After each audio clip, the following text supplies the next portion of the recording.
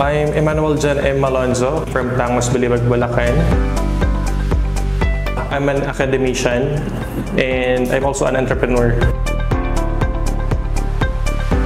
I have a trucking business. I have my own restaurant in Balibag, Bulacan. Ano kami? Mexican-Filipino restaurant. We are located at SM City, Baliwag.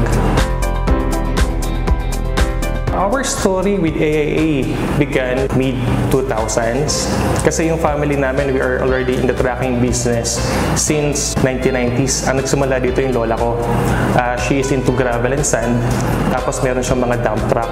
Bata pala ko naririnig ko na sa lolo ko and then sa mga uncle ko. Naririnig ko, pag sa AIA kayo kumuha ng truck, kahit hindi na kayo mag-inspection, quality yung unit na makukuha nyo, sigurado yun. Most of the time, makinukuha namin 10-wheelers. Variety talaga. Family business yun eh. So, yung mga uncles ko, yung lolo ko, yung lola ko nga, may iba-iba silang biyahe. So, from cargo to wing van to close to van, nakukuha namin. For 2 weeks, naghahanap ako ng unit. Pero, alam mo yun, parang hindi ako satisfied dun sa mga nakikita ko unit sa labas. So, nagkataon naman, the next day, inspection na sa AIA. Umagang-umaga, 9 AM, nandito na ako sa Subic. Grabe, pagdating ko pa lang dun sa yarda ng AIA, unang glance ko pa lang sa mga unit nyo, sabi ko, iba talaga quality ng AIA. Yung presyo, ang layo sa labas. Yung sa labas, yun ay pinakamura kong nakita, pero ang dami pang gagawin sa unit. Pero ito, sabi ko nga, gagamitin ko na lang. As we all know, most of the elves, ang size ng bed niyan, 10 feet to 14. Yan yung pinaka-normal na sizes eh. Yung kailangan ko medyo mahirap, 16. So, nagpunta ako dun sa office natin. Actually, ang ganda ng experience na yun kasi sinabi nila sa akin kagad, ay sir, 3 lang yung unit namin na 16-footer. Ito po yung unit na yun.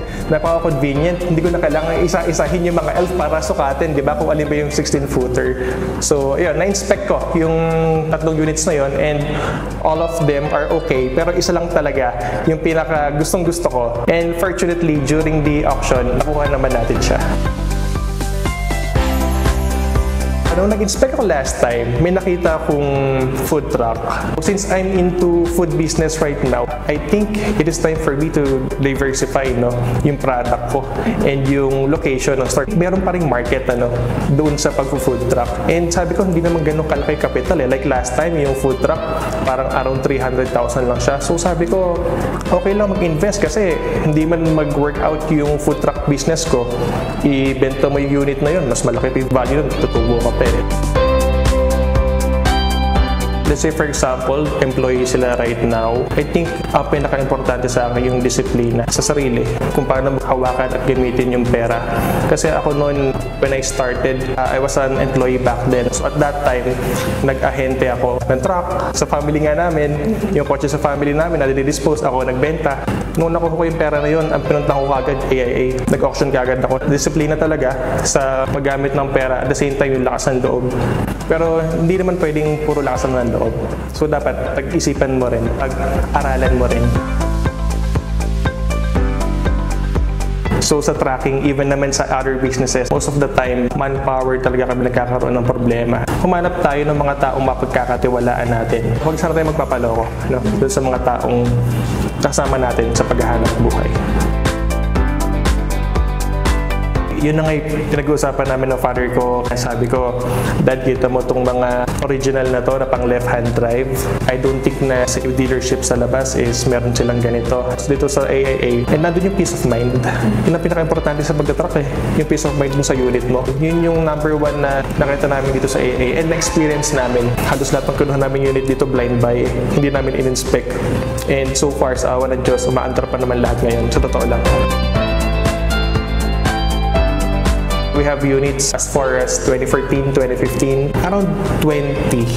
They're still running in good condition. Working pa sila, ala naman kaming sakit ng ulo.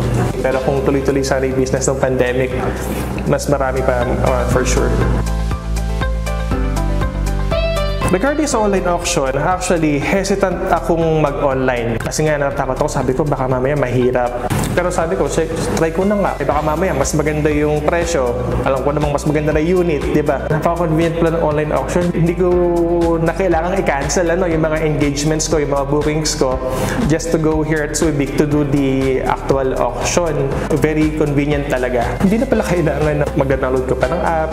Any browser will do pala. Even sa phone pala, pwede ka mag-bid.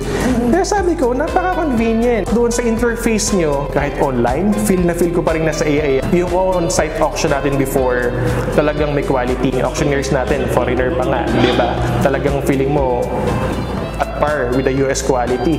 May ganun pa naman akong feeling. Alam ko kaagad pag pumasok ko sa isang establishment kung meron silang standard. Ayan. So, kung ano yung na-feel ko sa on-site auction na AIA, yun din ang na-feel ko sa online. Napaka-smooth nung naging experience ko dun sa online. Customer service, okay siya. Yung sa messenger nyo lang, bilis sumagot. Hiningi na kagad sa akin yung information para dun sa unit. Tapos nung tinawag na kami, parang naka-ready na lahat kasi nga na-prepare na beforehand. So, yung waiting time mas bumilis pa as compared nung on-site auction tayo. Sa AIA, thank you so much po. Yung opportunity ko po sa paghahanap buhay ay nagsimula sa inyo. For sure, hindi lang po ako yung natulungan na AIA sa pagnegosyo. Maraming ibang tao mula Luzon hanggang Visayas, Mindanao. Marami pong salamat doon sa quality trucks natin. Kasi sabi ko nga, marami ng competition ngayon. But at the end of the day, dito pa rin kami sa AIA, babalik at babalik.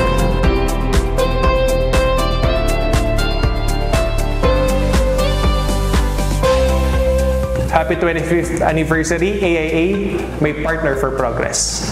Sa AIA, ako, ikaw, aasenso.